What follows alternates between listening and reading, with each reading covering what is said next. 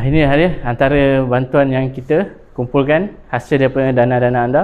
Bulan depan, bulan Ramadan ni, kita ada program kita bantu asnaf melalui infak. Jadi kita ada buat kutipan before. Cumanya Alhamdulillah kutipan tu dah penuh. Tapi walau bagaimanapun kan, mesti ada orang yang macam Allah tak sempat lah, baru nak beramal soleh kan, lepas tu tak sempat kan. Macam mana?